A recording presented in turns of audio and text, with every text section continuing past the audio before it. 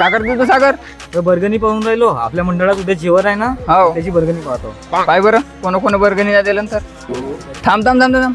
जाऊ दे. या अंशुल पेटकर आपले पैसे नाही दिलं, याच्याकडे 100 रुपये बाकी आहेत. जाऊ दे.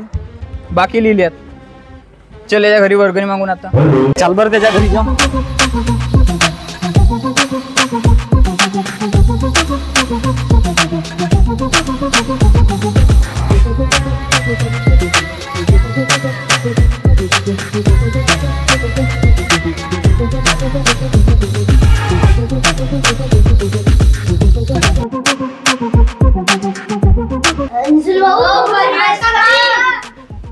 कोण पोरं आले बे काय वा करत? अंशुल भाऊ वर्गणीचे त्यावर 100 रुपये बाकी आहेत.